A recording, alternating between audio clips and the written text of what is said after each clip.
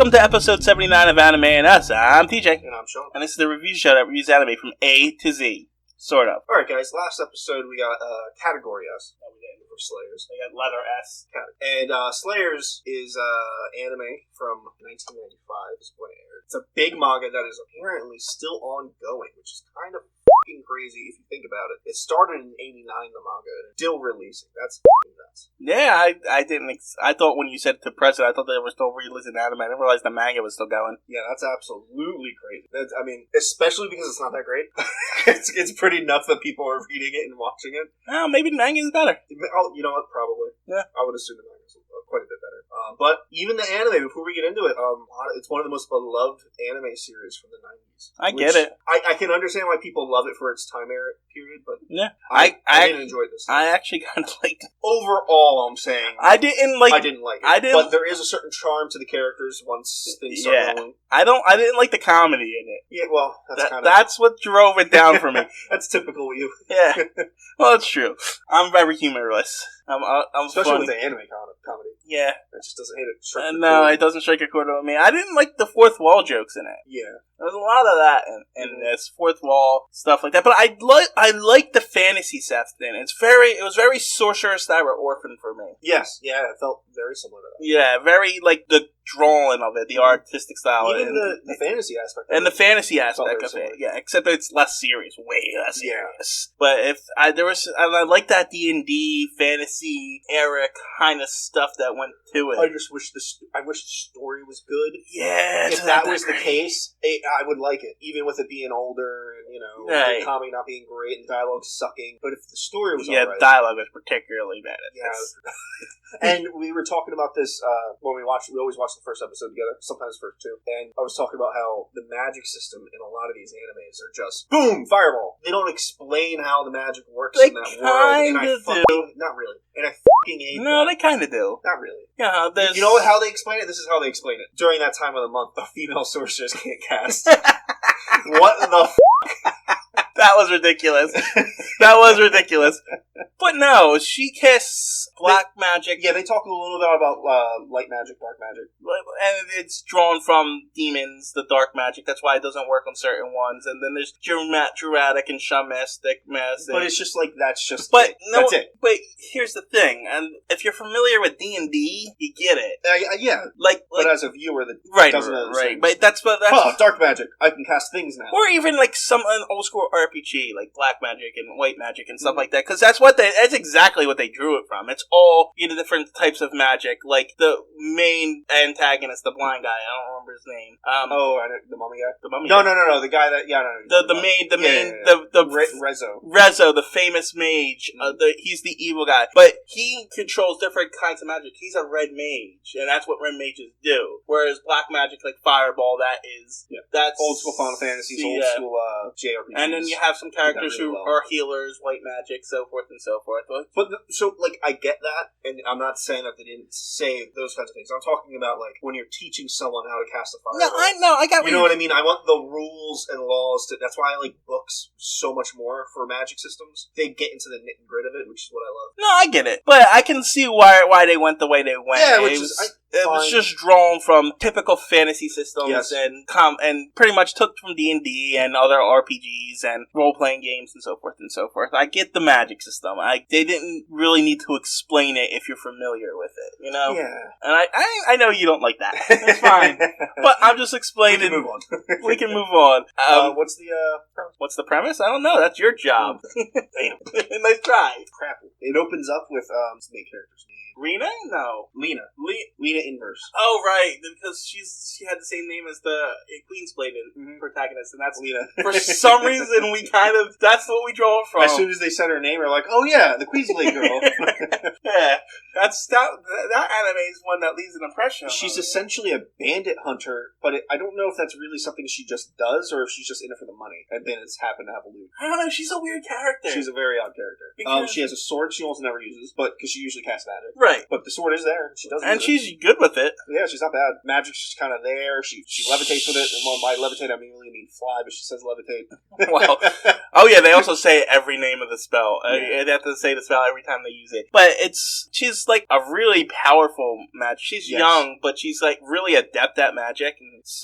And she's this weird cross, because she's the hero of the story, but she's like not a hero. Yeah, she's not doing it. She's like an anti-hero, but she's also making fourth wall jokes, like referencing like when there's a cliffhanger at the episode, it's like, what's gonna happen to me in the next episode and stuff like that. And then she doesn't want to do anything for free, and she's just an overall bitch. Honestly, a little bit. She wants, she's pretty vain. She wants to be the girl that boys are attracted to. Yeah. And she's just not that. She's not ugly, she's just not voluptuous. Yeah, she doesn't have big breasts. They pretty much straight up say that. They refer flat-chested. Yeah. You've also had a couple times. Yeah.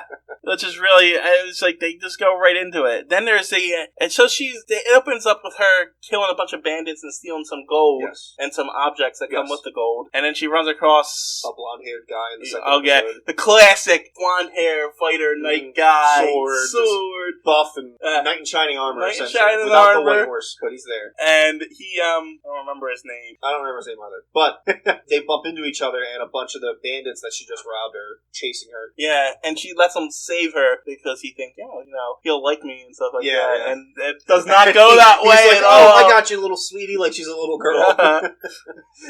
Let's get you to town. It can be, I guess it can be funny at times. It's not terrible. I feel like it's more, there's two different kinds of funny. There's ha-ha funny, and then there's ironic funny. Right. This is more ironic. Right. So, yeah, he's a swordsman, and he's really stupid. But I don't think it's his fault. Well, is it anyone's fault that you're stupid? Well, no, I think he has memory problems. Smoking too much green. Devil's lettuce. Like they at one point later in the episode, and not the episode, in the series, they come across this cleric who found him unconscious, and he doesn't remember anything before that or something. So I don't know how much of his stupidity is just brain damage and how much is just natural, But yeah, he's just an ongoing joke. He's got a sword that we find out later is actually a lightsaber. He even makes the whooshing noise. Yeah, it's called the light sword. It's made of light, Shawn. And if you cast spells at it, it increases its strength. Yes, which is I kind of like that a little. And you know what else I liked about the show? It wasn't one long arc. It was like two arcs. And it didn't, most of the time at least, it didn't feel like, all right, we got a mission, let's go do this. It was more like, we're going this way, and then shit happens. Yeah. That was kind of, it's refreshing a little. Not a typical story arc for anime or stories in general. Yeah, like they spend the second half of the first half of the second part of the story just running from these two guys for like episodes, and it's just like, oh, okay, this is the story from now. For some reason, then what was strange about that is that these two guys are trying to capture them to take them back to the city, and they ran away from them and ran towards the city. They went to the city themselves. They just didn't want to be brought there to them. They wanted to go to find out. They wanted to go on their own accord. Yeah, essentially, which was really strange. I was like, okay, I mean, you could save yourself a lot of trouble if you just you could find out everything. You would have been there yesterday. Yeah. Nope, they're gonna do it on their own. Okay, that's fair. I don't like people telling me what to do. Yeah. Even if it's something I want to do, don't tell me to do it. I guess.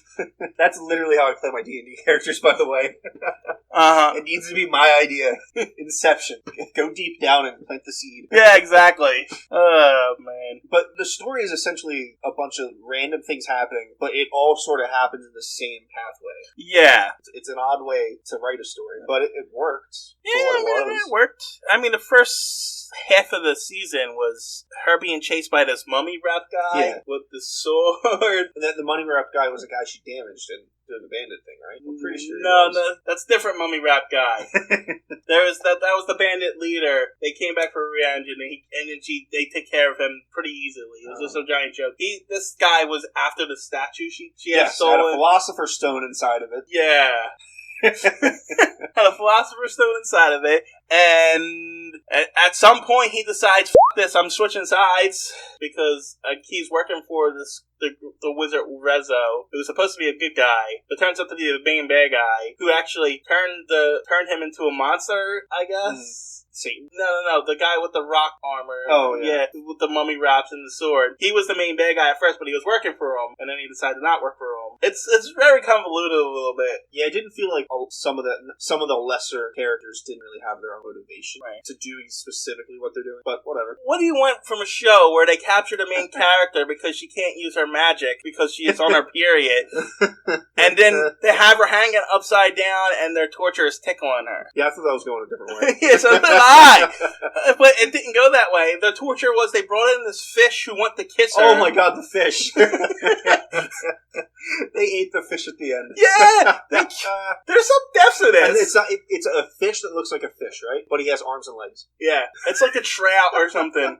He comes in and he goes to kiss her and falls in love with her. So he's stalking her a bit. And then somehow he gets set on fire and cooked. I forget how. And then the monsters just eat him. He's dead. It's like, okay. He wasn't fully conscious 5 minutes ago. Let's just eat him.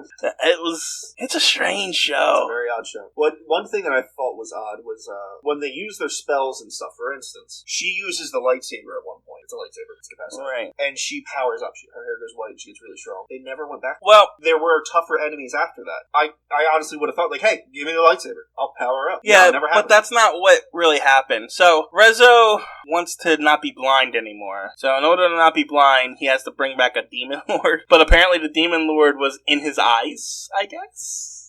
That's what the way they explained it. From what I could, the reason why he couldn't cure his own blindness, because he could cure everybody else but his own blindness, was because the demon lord was sealed in his eyes. So he brings this demon lord out, and so the heroes are trying to fight the demon lord, but they can't. So she takes a sword, uses it a bit, can't kill him with it at first. So she uses this dark magic from a different demon lord, like demon lord of death or something, and channels it through the sword. But if you mess up that spell, apparently it can destroy the world. And that's why she never did it again, because she didn't think she could do it again without destroying it. Yeah, that's I forget the name of it, but that's a trope. You know what I mean? Like, it's using it one time. Oh, I can never use it again. Right. That's a little bit bad. Right? It also could possibly kill her, I think, the spell. I'm just saying, there's an explanation for it. Yeah. It's not just like, oh, we just never used it. There was 2 or 3 episodes before the last, they actually did that a little bit. They went over all the different spells and everything. And they were like, oh, what can we do to help destroy this guy, because none of our stuff's working. And they went through all the previous ones. They're like, oh yeah, that was really strong. Why didn't we do that again? They did that a lot.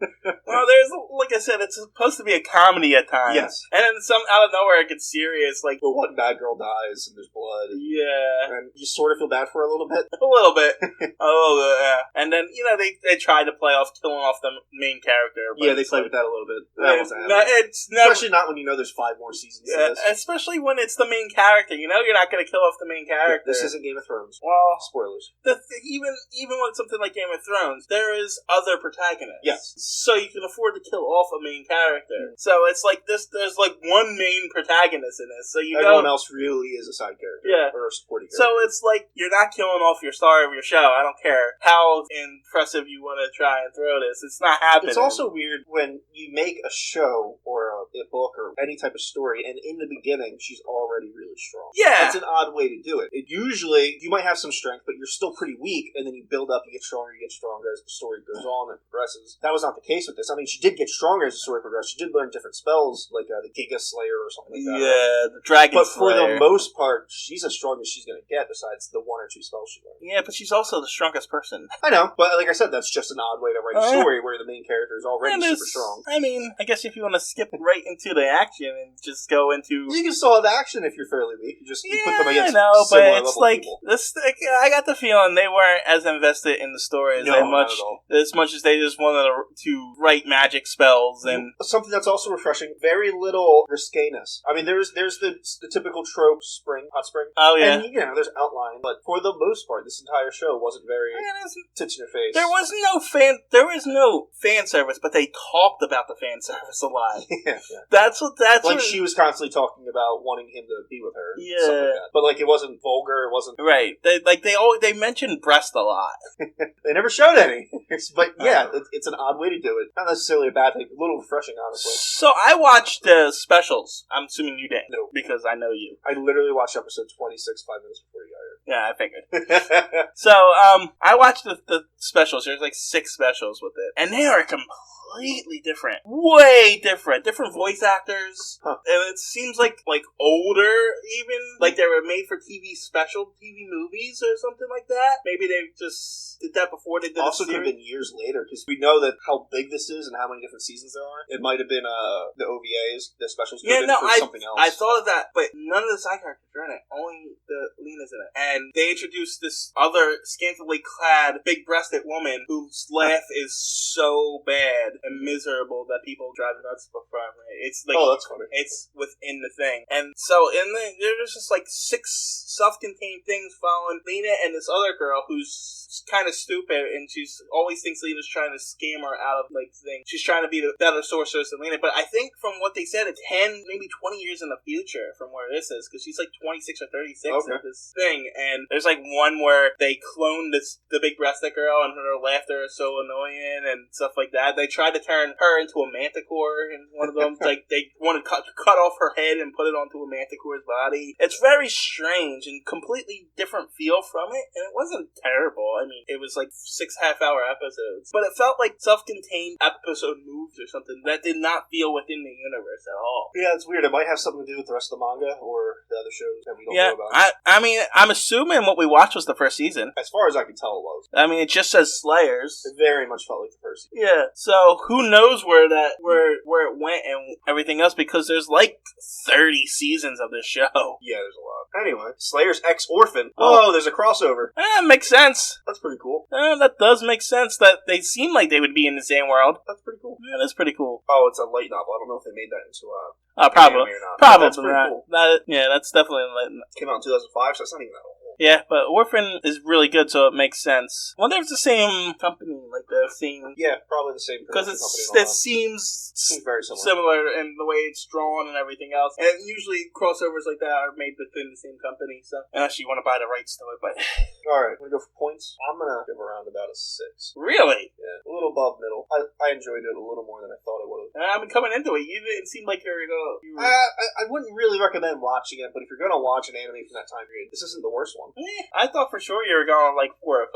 Yeah. But now that you're going 6, I gotta go 6. Because I was gonna go 5. Because it's definitely middle of the road, but... I laughed a bit. You know, it wasn't terrible. It was long, though. It was long. It was cut that down. Super long. You could probably just watch the first half of the season of that as a review, because it's a self-contained story, really. So, what was the other essence? Oh, Steins... This is not... Steins this isn't... Steins oh, yeah. No, we rolled on Steins Gate. I remember freaking the fuck out. Man, Steins Gate was...